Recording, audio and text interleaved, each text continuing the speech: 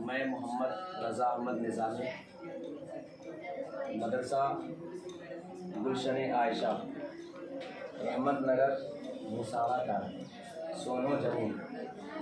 इस मदरसे में एदादिया ऊला सानिया सालिसा तक पढ़ाई हो रही है और बहुत से लोगों ने ये कहा है कि आप पढ़ाते हैं, पढ़ाने के साथ साथ कभी भी वीडियो बनाइए ताकि हम अपने दोस्तों को भी बात को शेयर कर सकें कि इस मदरसे में जितने भी पढ़ाई होती है तमाम किताबें बोर्ड में लिखाई जाती हैं, फिर इसके एक एक लफ्ज़ को बच्चे को अच्छी तरह से समझाया जाता है, जो दीगर मदरसों में ऐसा नहीं होता है।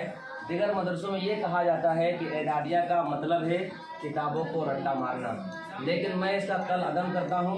मैं कतई नज़र से इसको बैकाट करता हूँ, क्योंकि एदादिया ये मौलवी की पहली सीढ़ी है। जब तक यहाँ बच्चा समझेगा नहीं आगे किताबों पढ़ नहीं सकता। ठीक है, तो मैं आज सबसे पहले आपको ये बता देना चाहता हूँ कि मदरसा गुलशन आयशा में जो एदादिया की पढ़ाई होती है उसका जो निसाब है, सबसे पहले इसमें 11 पीरियड है, मतलब 11 घंटी है, जिसमें किताबें मुख्तलिफ किताबें दीगर उस्ताद पढ़ाते हैं। पहली जो किताब है सबसे पहले तजवीदी कुरान, यानी इसमें इमाम आसिम कूफ़ी अलैहिर्रहमा के 2 शागिर्द हैं, एक का नाम है इमाम हफ्स और एक का नाम है इमाम शोबा। क्या नाम बोलो? एक इमाम हफ्स और एक है इमाम शोबा। तो हम इमाम हफ्स और इमाम शोबा के मुतालिक जो तजवीद में यानी जो क़िरात में पढ़ा जाती है वो पहला घंटा है। दूसरा घंटा है उसी के अंदर, यानी पहला ही घंटा में वो कायदा बताने के बाद फिर उसका तर्जमा, यानी एदादिया में सूरह यासीन का तर्जमा, अम्मा पारा और 29वां पारा, ये 2 पारा तर्जमा किया जाता है। दूसरा जो घंटा है वो है क़ससुन नबिय्यीन। ठीक है, इसमें होता है क्या, इसमें तर्जमा बताया जाता है और इसके एक एक लफ्ज़ के बारे में बताया जाता है कि ये मुब्तदा क्यों बन रहा है, ख़बर क्यों बन रहा है, ये किस बाब से आया है, वो इसमें बताया जाता है। दूसरी जो किताब है नहू के जो किताब यहाँ पर प्रॉपर जो पढ़ाई जाती है वो है नहू के 100 असबाब, जो जामिया निज़ामिया के मारूफ और मशहूर नजमुल मुहद्दिसीन मौलाना सगीर अहमद नक्शबंदी ने अपने कलम बंद किए हैं। वो इस अंदाज में कि इसको 100 सबक पर मुश्तमिल किया है, वही किताब यहाँ पर सर्फ और नहू पढ़ाई जाती है।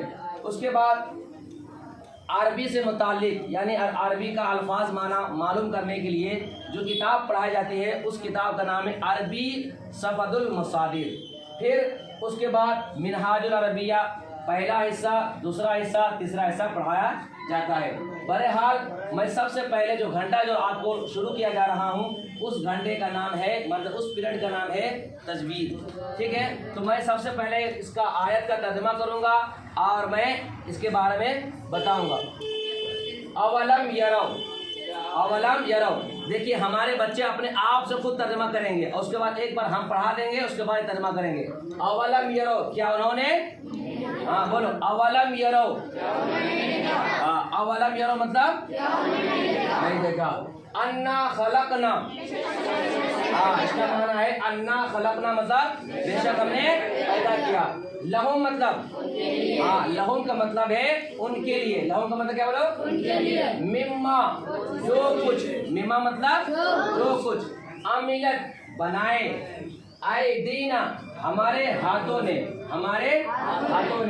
अनआमन चौपाए, अनआमन मतलब चौपाए, फहुम तो वो सब, फहुम मतलब तो वो सब, लहा उनके, लहा मतलब उनके, मालिकून क्या है, वो मालिक है। अब बताइए अवलम यरौ का माना क्या है?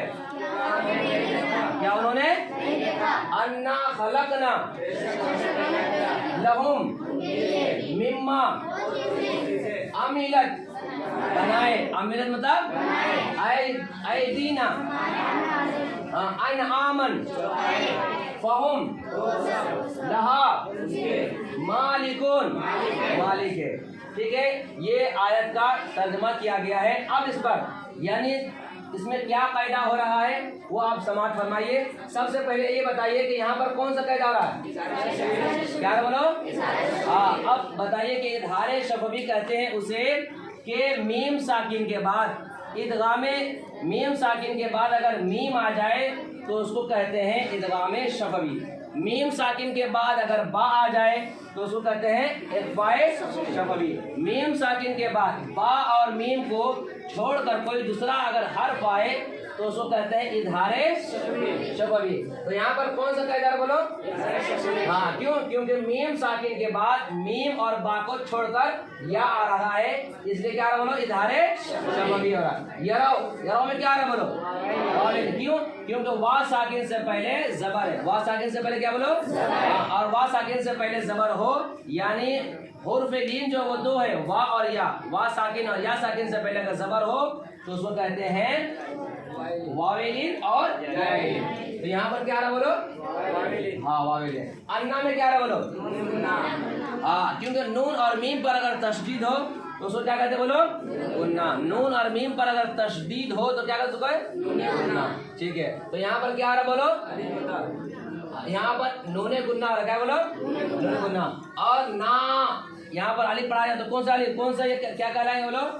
الف مدہ۔ کیا کہلائیں گے بولو؟ الف مدہ۔ اس مد کا نام ہے مد اصلی، اور مد اصلی اس کو کہتے ہیں کہ حرف مدہ کے بعد نہ تو حمزہ ہو اور نہ سکون ہو، اس مد کو کہتے ہیں مد اصلی۔ ٹھیک ہے، خلقنا، خلق میں کیا رہا بولو؟ قلقلہ۔